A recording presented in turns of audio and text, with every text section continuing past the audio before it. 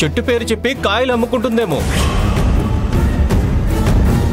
మనసు మార్చుకుంది, మనువాడింది. ఇక పుట్టబోయే బిడ్డకు మాత్రం నాతో ఎందుకు ముడిపెడుతుంది సార్? రాస్కెల్!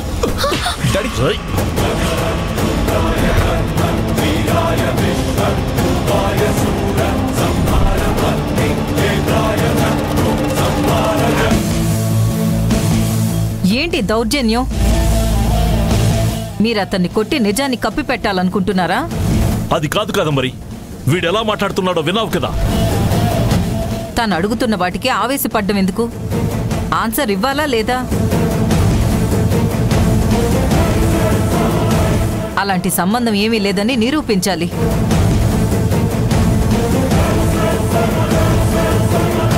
ఆ పని చేయండి మేడం. ఎవరి బిడ్డో తెలిసిపోతుంది. నేనే తండ్రి అయితే అప్పుడే గొడవలే ఉండవు కదా. నోర్ముయ్! పిచ్చి పిచ్చిగా మాట్లాడావంటే ప్రాణం తీస్తానేమనుకున్నావు?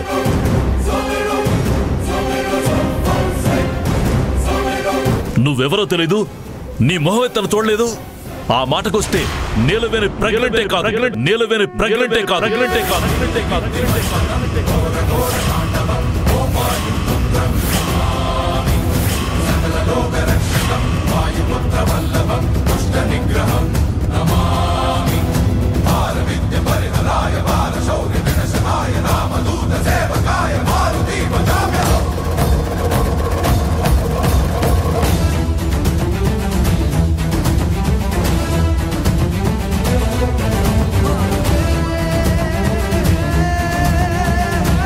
ఇదంతా నేనాడిన నాటకం.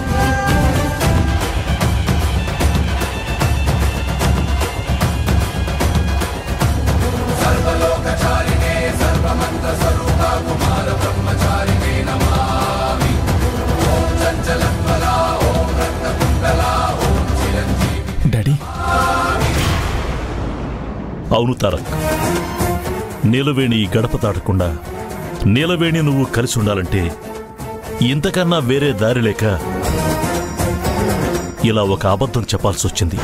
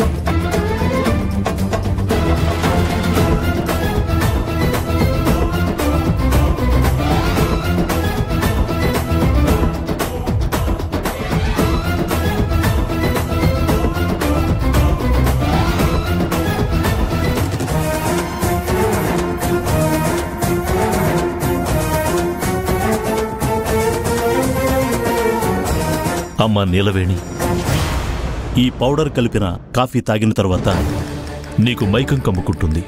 కళ్ళు తిరిగి పడినా పడొచ్చు. అప్పుడు అదే అవకాశంగా భావించి నువ్వు నెల తప్పావనేసి గైనకాలజిస్ట్ గారితో చెప్పిస్తాను. ఇదంతా ఎందుకు చేస్తున్నానంటే, నువ్వు ఈ కంపెనీకి బ్రాండ్ అంబాసిడర్గా చేసిన, బోర్డు మెంబర్గా చేసిన నీ పనులు నువ్వు ధర్మంగా సక్రమంగా నిర్వర్తిస్తున్నావు. కానీ ఈ ఇంటి వంశాంకరాన్ని అందించాలన్న ఆలోచన ఉందో లేదో తెలియదు. నా కొడుకు తారక్ మీద నీకు అభిమానం మాత్రమే కాదు, ప్రేమ కూడా ఉండాలి. అది ఉండాలంటే భగవంతుడు నీ కడుపున కాయ వేశాడన్న ఆలోచనలో పడిపోయి నీ మెళ్ళో ఉండే మాంగళ్యాన్నే కాదు, ఇద్దరూ భార్యాభర్తలన్న బంధాన్ని స్వీకరించి ఇద్దరూ ఒక్కటై కలకాలం కలిసి ఉండాలన్నదే నా ఈ ప్రయత్నం. ఈ వయసులో నేను ఇలా నాటకం ఆడటం తప్పేమీ కాదు. ఎందుకంటే నా కోడలు నాకు ముఖ్యమని ఇలా చేస్తున్నాను. నా కోడలు ఈ ఇంట్లో అడుగుపెట్టి 6 నెలలు దాటిపోయింది.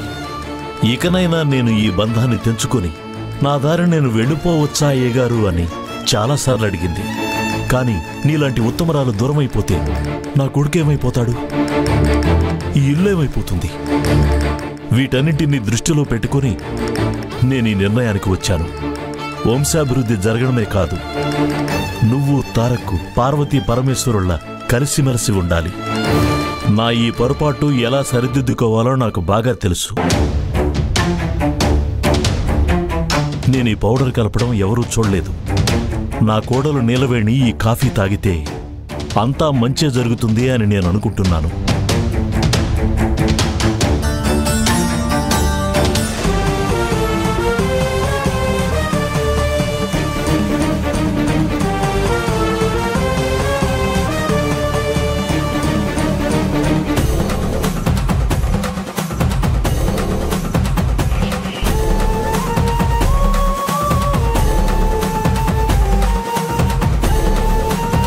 మై గాడ్ నాన్న, ఇదంతా మీరాడిన నాటకమా? నమ్మలేకపోతున్నాను.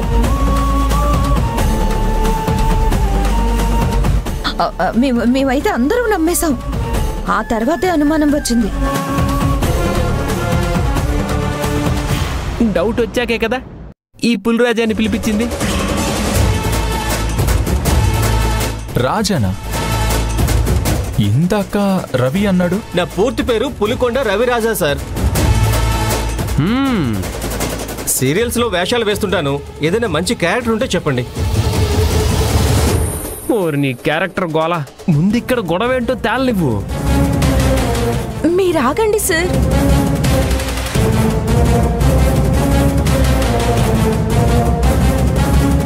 ఇప్పుడు గుర్తొచ్చారు.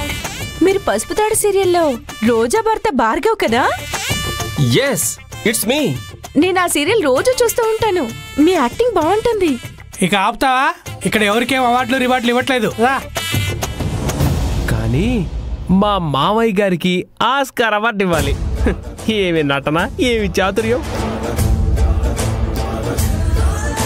మీరు చిన్నప్పుడు వేసిన పౌరాణిక నాటకాలు మర్చిపోయారనుకున్నాను నాన్న. కానీ నటనలో పదవీ విరమణ లేదనేసి మీరు మరోసారి ప్రూవ్ చేశారు. నేనేం చేసినా ఈ ఇంటి మంచి కోసమే కదమ్మా. ఆపండి.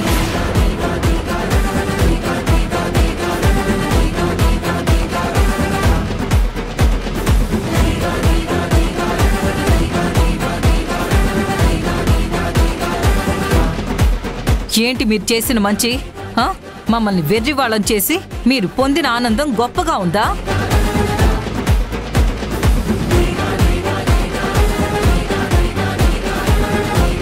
అర్చన వచ్చి నా మీద విరుచుకు పడితే అది మీకు సంబరంగా ఉందా?